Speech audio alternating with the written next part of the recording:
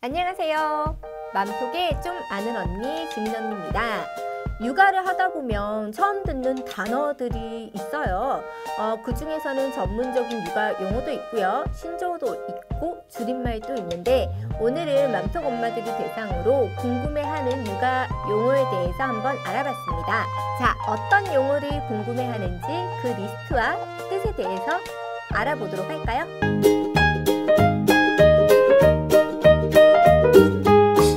우선 임신했을 때 처음 듣는 낯선 궁금한 용어에 대해서 먼저 알아보겠습니다. 자, 그 첫 번째 토덧 그리고 먹덧입니다. 입덧은 많이 들어보셨죠? 그런데 토덧, 먹덧 들어보셨나요? 입덧이라는 거는 이제 음식 냄새를 맡거나 하면은 속이 메스껍고 구토 증상이 나는 것들을 입덧이라고 하죠. 이때 구토 증상이 심하면 토덧이라고 하고요. 오히려 먹어야지만 속이 편안해지는 경우가 있어요. 이런 경우를 먹덧이라고 합니다. 자, 그 두 번째 임당검사. 자, 카페 글들을 살펴보다 보면은 임당검사 언제예요? 내일 임당검사인데 너무 두려워요. 이런 글 많이 보시지 않았나요? 임당검사는 임신성 당뇨 검사를 줄인 말인데요. 임신 6, 7개월 정도에 이 검사를 진행합니다. 임당 검사에 대한 자세한 내용은 링크를 클릭하시면 보실 수 있습니다. 자, 궁금한 임신 용어 세 번째는 경산입니다. 임신을 하고 처음 병원에 가면은 아마 물어볼 거예요. 초산이세요? 경산이세요? 자, 이럴 땐 당황하지 말고 처음 출산이라면 초산, 둘째 이상 출산이라면 경산이라고 얘기하시면 됩니다. 궁금한 임신 용어 네 번째는 자분 그리고 제왕입니다. 자분은요 자연분만의 줄임말이고요. 제왕은요 제왕절개의 줄임말입니다. 자, 여기까지는 임신 중 궁금했던 용어들을 정리해 보았고요. 자, 육아를 시작하면 이런 단어 정말 많이 듣는데 이거 무슨 말인지 모르겠어요 하는 육아 용어 이제 알아볼까요?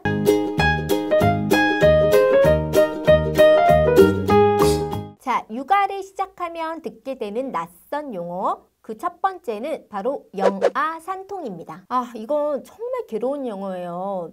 아기들이 자다 보면은 막 자다가 갑자기 막 우는 경우가 있어요. 근데 그 중에서도 영아 4개월 이하의 영아가 주로 저녁이나 새벽에 이유도 없이 발작적으로 울거나 보채는 증상을 영아산통이라고 합니다. 의학적으로 아직 정확한 원인이 밝혀지지 않았어요. 하지만 대부분 소화 기능이 미숙해서 이런 영아산통이 발생하는 경우가 많다고 합니다. 그래서 영아산통을 배앓이 그리고 영어로는 콜릭이라는 용어로 부르기도 한답니다. 이 영아산통은 아직 확실한 치료법이 알려지지 않았기 때문에 더 힘들어요. 이 영아산통에 대해서도 엄마가 어떻게 해줘야 되는지 링크 제공해 드릴 테니까 꼭 읽어보세요. 궁금한 육아 용어 두 번째는 사경입니다. 아기가 처음 태어나고 나면은 정말 사소한 거 하나하나 다 신경이 쓰이게 되는데요.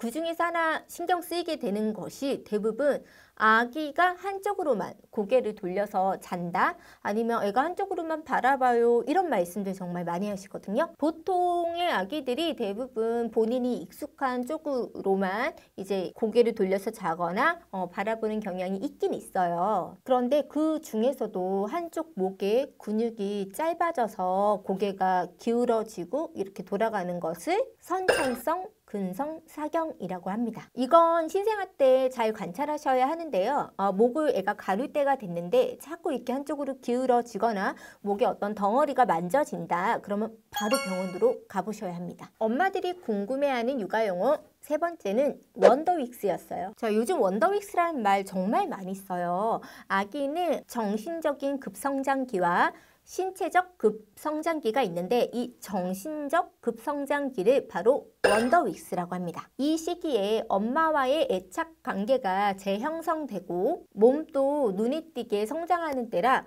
엄마의 사랑이 더 필요한 시기입니다. 생후 20개월 동안 총 10번의 급성장기를 맞는다고 하는데요. 이 원더윅스 주기별 특징과 그리고 어떻게 대응해야 되는지에 대해서는 링크를 읽어보시기 바랍니다. 아마 읽어보시면은 우리 애가 이때 이래서 이런 반응을 보였었구나 하고 이해가 쉽게 되실 거예요. 자, 그 다음 궁금한 육아용어는 모로 반사입니다. 왜 아기가 태어나면 속삭이로 꽁꽁 싸매고 있어야 아기가 놀라지 않는다고 하죠. 아기가 어떤 큰 소리가 나거나 아니면 몸의 위치가 바뀌거나 하면은 이제 팔다리가 움츠러지듯이 놀라는데 이 반응을 모로 반사 혹은 놀람 반사라고 합니다. 보통 3개월이 지나면 이 모로 반사는 다 없어진다고 하는데요. 아기에 따라서 6개월까지 가는 경우도 있다고 해요. 그래서 아기 이 가슴을 잘 눌러줘야 아기가 안정감을 느끼고 숙면을 취할 수 있거든요. 따라서 속삭이는 아기가 아무리 불편해 보여도